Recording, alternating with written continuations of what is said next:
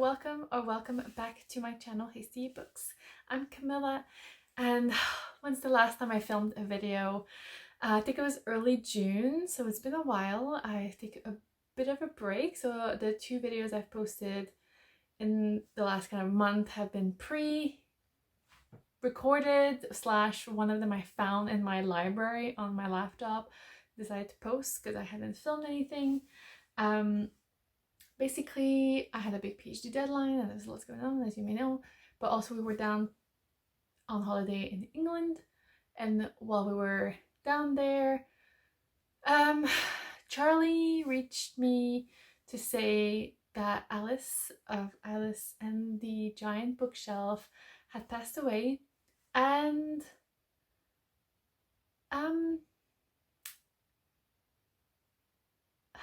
sorry, I was at a loss for words. I was at a loss for words when I heard the news. Just, you know, still unbelievable, frankly. I've never met Alice in person, but we've chatted a lot, and obviously I was very honored to be asked on the plot along, you know, with Alice, Charlie and Jem, and yeah, that was a highlight of last year, and I was asking him this year and I wasn't able to because we were in Romania, and I'm very, very saddened that I missed that opportunity to chat with those three ladies. And yeah, I guess I'm talking about this right now just to acknowledge this, to remember Alice. And yeah, I think there's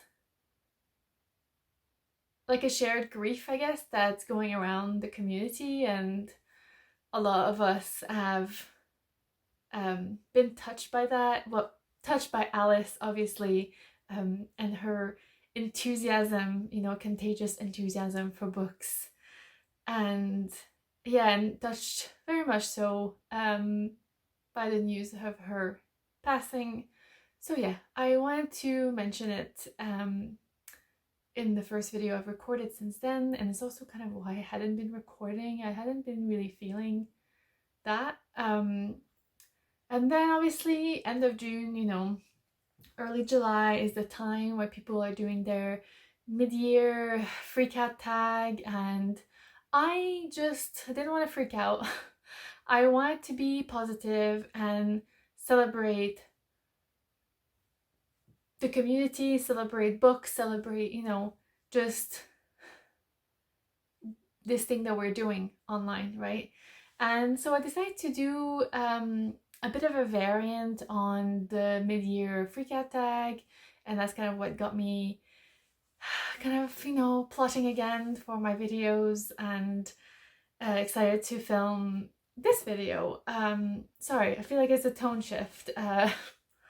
But so yeah, I'm doing the mid-year celebration book tag, and if that's something that you enjoy, maybe that's something you can do next year as well instead of freak out. Obviously, I'm putting all of the inspiration on this original tag. This is just a variant of it. Maybe the freak out that was originally a variant, I like, of a celebration tag, like, I do not know. But yeah, so I'm doing this new. I've put together 10 questions that celebrate books and your accomplishments for the beginning of the year. And yeah, so that's what I'm going to be doing. It's a bit late, I think, for other people to be doing it this year probably, but I'll be tagging a few people later and hoping that you share me in this celebration, because I think that's needed in life. Super tangential, but I remember when I got married, I was never a girl that dreamt of getting married. Met my husband, we were together for quite a few years, and then we got engaged, and I was just like, yeah, this guy made me want to get married. And then I told my mom, and I was a bit like, oh, you know, my family's not very traditional. And she told me it's worth celebrating the beautiful things in life. And I think she very much appreciates that as she's getting older. And I think, yeah, I think there are reminders in life of appreciating what we have and the relationship and our friends. and our partners and our, you know, families, and yeah, and our books. Random, I know, but I wanted to celebrate something. So yes, here we are. So welcome to the Booktuber mid-year celebration tag, or, you know, mid-year celebration book tag. And I've put together 10 questions that focus on the best books you've read so far, or the best things that have kind of caught your attention on Booktube. So let's get started. The first question, the first kind of prompt, is to pick the best fiction book that you've read so far this year. So the original tag was just best book, but if you read wildly, I mean kind of diversely, sorry, you can probably do these few questions a bit differently. Like if you read more YA and children's literature, or if you read more like historical fiction and contemporary fiction, you know, like you can see what your two big picks are. But I decided to go with my first question as the best fiction book. And for me, and it won't be a surprise to anyone who's seen my channel this year, it is Soldier Sailor by Claire Kilroy. This was the one that topped my list for this year's Women's Prize for Fiction. So all of the 16 books, I read all 16. This was definitely my favorite. It just had such an impact on me. I listened to the audiobook in one go. I remember like I went to such a wave of emotion, and I went on this postpartum journey with this character, from like being like, oh god, yeah, that's why I don't want children, to be like, oh my god, that's such a beautiful relationship, and like the bond, and thinking of me and my own mother, or thinking of like, maybe do I want to try, like truly went through like a wild ride. And I think it's the one that I sat with the most. And at the end of Soldier Sailor, I tried to put another audiobook on and I just couldn't. I was like, no, I need to sit with this. So I literally started listening to music for the rest of the day or whatever, because I was like, oh my gosh, it just sat with me. And yeah, a huge recommend. I'm sure it will be in my top books of the year at the end of 2024, but we'll see. So as my question number 2, which, you know, you can pick your genre if you want, but I went with nonfiction. So best nonfiction book you've read so far this year.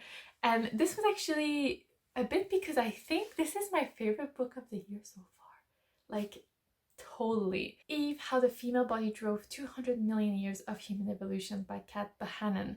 This was a book also from the Women's Prize, but this one of nonfiction.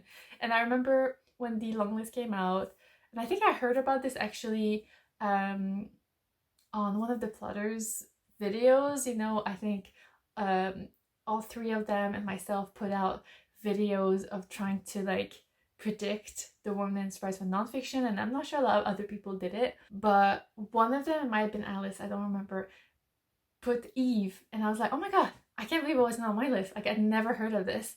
And I put a hold at the library, and I only got it in June, so it took a while. And then I read it while we were on holiday in England, and I think it was my favorite book of the year so far. It was such a good book. I'm doing a review of it in my June wrap up. It was so informative, but it was done so well. Like, I'm not a scientific person, and I feel like, and I did glaze over some of the things, but generally I thought she did a good job at like vulgarizing, you know, make it easy for people from non-scientific background to understand. And it was funny, and it was sad, and yeah, it was a really great journey through this human evolution and to the woman's body, even though it's like from back in the day, 200 million years, it's very much like echoing of the body today. Another big recommend from me. Our question number 3 is the best book that you've reread so far this year. So in January, actually I think I was meant to do it in December. I was meant to participate in a rereadathon, but then we moved and all my books went into storage. Anyway, it was a bit of a nightmare situation actually, but anyway, let's not dwell on that. So ended up doing a bit more of it in January when things had calmed down, and I reread 3 books. I think I did all 3 in January actually, and I had a really good time. And it's 3 books that are top of my list. Just, I enjoy the experience of reading them. They're so good. And I created this question as well because I think this book is still maybe my favorite book ever. Yeah, so when I was thinking of the best book I read so far this year, I was like, well, there's that book. So I was like, new to me book, you know, and reread, and let's do a celebration of all the different kinds of reads. So it might not surprise you, but it was A North and South by Elizabeth Gaskell. Oh, God, I love this book so much. It's just so, so, so good. I meant to read, did I mean to read it during October? I do not know. I remember that I did rewatch the adaptation with my husband in October. That was a good time. But I reread this in January, and oh God, it's such a good book. It just has, it goes through so many different things about class and gender and relationships and family and grief and just so many beautiful things, and I love it. But I have to give a shout out obviously to Homegoing. Honestly, again, a top book for me, by Yaa Gyasi. Loved it. Oh, it is also so good. I read it when it came out. I got an art actually from that galley, and I remember I was out book shopping with my mum like a year later, and I saw it because it just came out in French, and I told her, and then she bought it, and then she bought it for like my cousin's wife, and then she just, it exploded a little bit. But yeah, an excellent book. And I did reread Book Lovers, which it's just a nice like read that flows through you a little bit. Just simple, kind of helps with the mind. So yeah, I had a good time with all of those. Question number 4 is best series you discovered so far this year. I think I've only read 2 new to me series. The first one was Bridgerton. I'm not sure I want to dwell on this. I did not love it. I do not understand it. Anyway, I've enjoyed the TV show though well enough. I think I will state that. Yeah. But one of the, I think it might have been the first book I read this year, which was How to Solve Your Own Murder by Kristen Perrin. This was an arc I got through NetGalley. And I thought that it was going to be part of a series called the Castle Knoll Files. I guess it's going to be it's a little bit like cozy mystery. So yeah, I think I might look out for that. I don't know if that's something that I would be awaiting for, but it's definitely something I would keep an eye out. And if I see that it comes out, or maybe in an arc or in my library, then I will get it just to keep going, because it was really good. It was well written, and I've enjoyed the kind of reading experience of it. In number 5 is the best book that came out this year that you've read so far this year. So best book of 2024 that you read in 2024. And for me, when going back to my list, I realized that I read mostly books that came out in 2023 actually. They were like the majority of the books I read for the first half of 2024, which is not surprising because obviously I read a lot for the Women's Prize, and a lot of those books came out in 2023. But other books that came out in 2024, I think, is The Ministry of Time by Kaliane Bradley. And this was really excellent. I don't know if they accomplished what it set out to do, but I really enjoyed the experience, and I really just enjoyed the book as a whole. It will be in my June wrap-up, so go and check out the review there when it comes out. In number 6 is the best book that took you out of your comfort zone.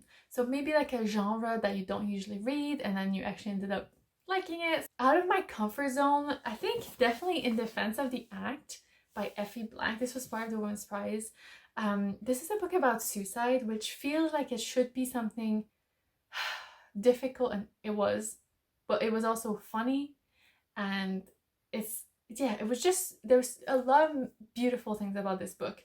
I really enjoyed it, and it sat with me for a long time after I finished it, like for days on end. I kept even telling my husband like, oh, that book. And yeah, a really, really good one. And I feel like it's not one that I potentially would have picked for myself, you know, like if it hadn't been on the prize. So I think this one took me out. But also, I've also put a note for Girl, Woman, Other by Bernardine Evaristo. This obviously is a book, also I guess it's from the Booker and the Women's Prize. This is a book without like paragraph or a lot of punctuation, basically. I knew I was going to read it. I feel like it's one of these important books, and I bought it. But it also felt it was going to be difficult, and maybe in like a style that was a bit different for me. So yeah, I ended up really enjoying it. It was a really difficult book. Like there's some of the stories that I was like, I'm not here for it. I wish I hadn't read it. If I ever reread this book, I will skip because I, you know. But yeah, another one to kind of take you out of your comfort, but in more in like style than potentially content. Well, this one was maybe more a bit about the content. In number 7, we have a favorite new to you author for this year. And for me, there was two, I don't know the favorite, but there are two authors that I'm like, ooh, I will definitely look other stuff they've done or will do. So Chetna Maroo, who wrote Western Lane, for me, I enjoyed that so much. Obviously Claire Kilroy, I don't want to repeat, you know. But Chetna Maroo, I really adored Western Lane, and I would definitely love to see what she does next. Just because I just love the quiet impact of this book, and I want to see more of that, hopefully with less squash, but we'll see. But the other one I wanted to mention, oh no, actually I realized that that's not from the first half of the year. I just blitzed Doppelganger by Naomi Klein, and that's in July, so technically it doesn't count, but I was about to say Naomi Klein, she's a favorite of my parents. Like they mentioned her many times to me. I bought No Logo because of them. But it was really just because I gave Doppelganger a chance, and now I'm like, wow, like I want to be her when I grow up. And I thought I would mention it, but then I've just realized it doesn't super count, but also it does count, you know. So yeah, those two authors. In number 8, we have the best book that lifted your spirit this year. We all need that.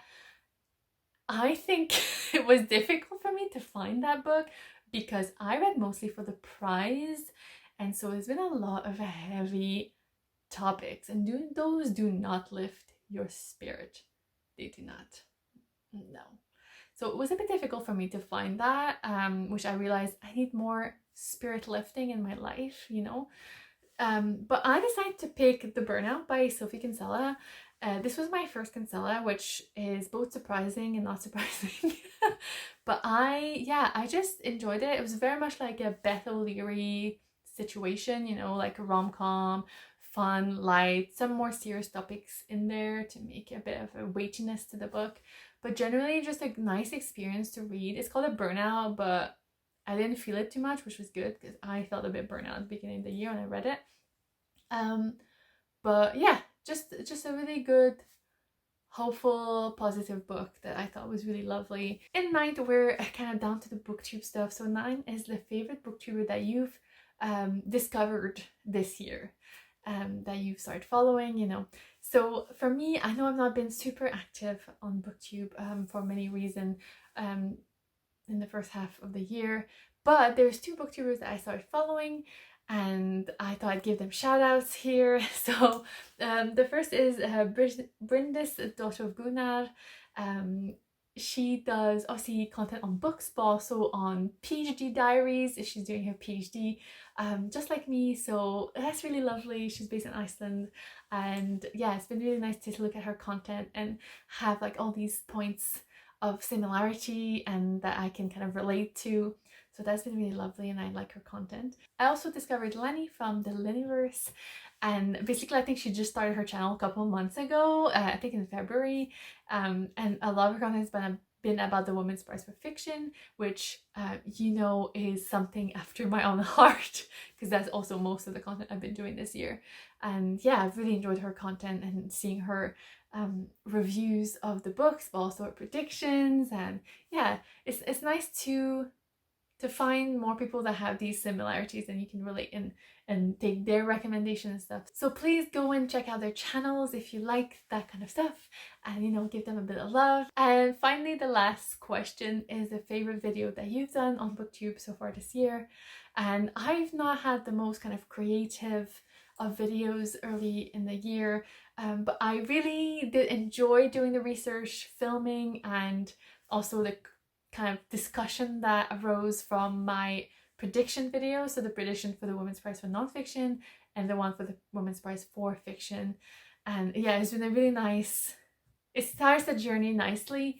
I think I put some expectations on the list, but I think it starts the journey nice to be like, involved and to have anticipation, and you know, like you're very keen to see what will happen. So yeah, so that's it for my tag. I'm going to tag a bunch of people below, so go check out the different channels, and you know, I would love if anyone participated next year to do more of a celebration. We don't need to freak out, we need to appreciate what we've done, especially those who read so much. And I think celebrating what you've done maybe is like, yeah, it makes you less anxious about like what you've done or not done yet. Also like just appreciate how far you've come this year, how much you've read. I hope you've enjoyed this, and I hope you're doing well. Thank you so much for watching as always, and see you back. Bye.